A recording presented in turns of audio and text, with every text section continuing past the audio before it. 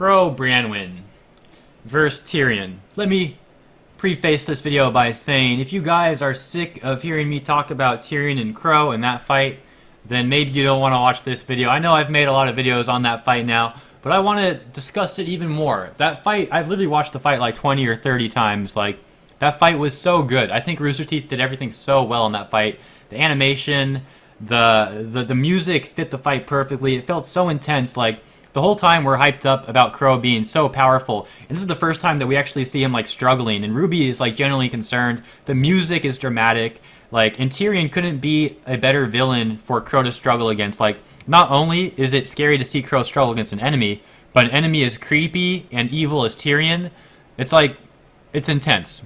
So let's discuss that fight a little bit more. Specifically, let's discuss why Qrow didn't use his Scythe against Tyrian. So there's a few different reasons why that there could be for Qrow to not have been using his Scythe against Tyrian. One reason, of course, being that the Scythe simply isn't going to help him against Tyrian.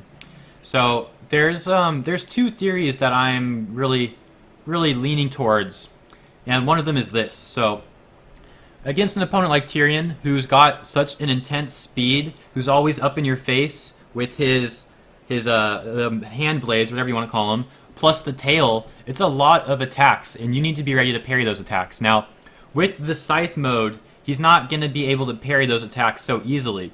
Not like a sword. He can parry those attacks with the sword, and we've seen Qrow with the sword is super dexterous. He's spinning the thing all the time. He does like flips combined with the sword attacks. When he's using it in sword mode, he's super mobile. When we've seen him go to Scythe mode, it's usually for like one attack. We haven't seen him go into Scythe mode very often, that's for sure, but we have seen him do it. We know it also takes time, which is going to lead into my second theory about why we didn't see him go into Scythe mode.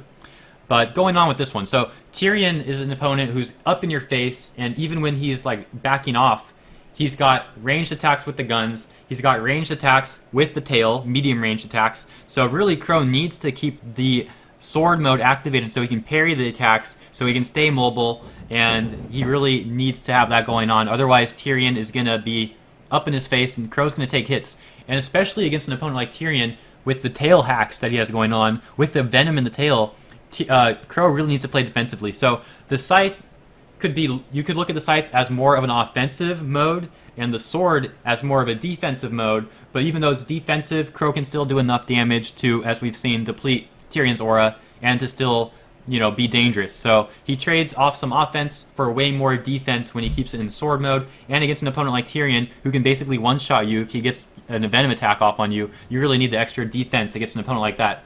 Not to mention that he was also protecting RWBY from Tyrian, so the sword was also better for that sort of thing as well. Better for a defense, he needs to defend himself, and he also kind of needed to defend RWBY a few times where he actually, parried Tyrion's attacks, and if he wasn't there, RWBY would have got hit.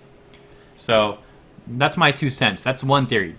The other theory I have to share with you guys today, and by the way, let me know what you guys think about this, of course. Leave a message below in the comments. Let me know which theory you guys think is correct, or if neither of them are correct, maybe you have your own theory on this.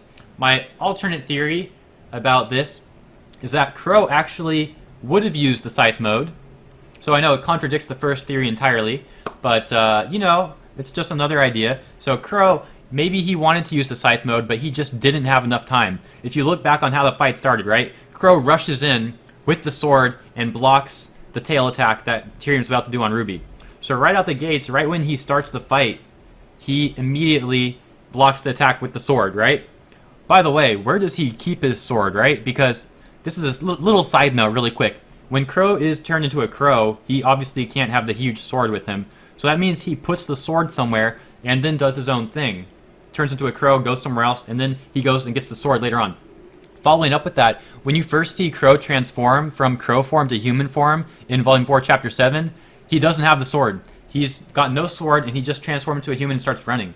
So that really does say that Qrow keeps his weapon like somewhere, and then when he goes into Qrow, when he turns into a Qrow, then actually it doesn't really make sense, because if he's traveling as a Qrow, where is he putting the weapon? It would have to be back where he was when he was... Okay, this is getting off topic a little bit, isn't it? But just some more food for thought. Where does Qrow keep his weapon when he's a Qrow? If you guys can answer that question for me, I'd be super happy as well, because I'm trying to figure that out still. But anyways, on to the second theory. So the second theory is that Qrow actually wanted to use the sword as a Scythe, but he never got the chance to go in the Scythe mode. So, like I said, right when Qrow gets there, he's immediately blocking an attack. Then they exchange some dialogue, and Tyrian says, you know, that's enough talk for now, don't you think? And then Qrow's like, you took the words right out of my... And before he could say mouth, Tyrian was up in his face attacking him. So Qrow didn't even have a time to finish his sentence, let alone to switch into Scythe mode.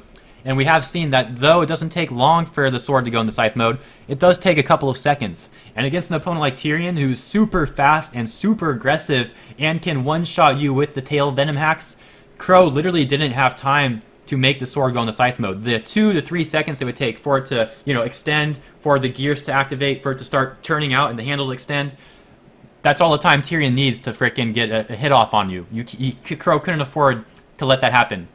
Now, fast forward a little bit to the scene where Qrow gets disarmed, the sword goes into the wall, Qrow walks up to the wall, picks up the sword, and then goes into the air and they end up on the roof, right? So fast forward to that scene. Remember when Qrow led Tyrian over to the hole in the roof so Tyrian would fall through? Think about what Qrow was doing right when Tyrian fell through. Right when Tyrian fell through the roof, Qrow was jumping off of the roof. Why was he doing that? He was trying to set Tyrian up so Tyrian would fall into the house, and then Qrow was jumping off of the roof to make distance. Why was he doing that? I think that could have been so that he could finally turn the sword into Scythe mode. If he got Tyrian to fall into the house, he could jump off and make some distance, and then activate Scythe mode, and then continue the fight.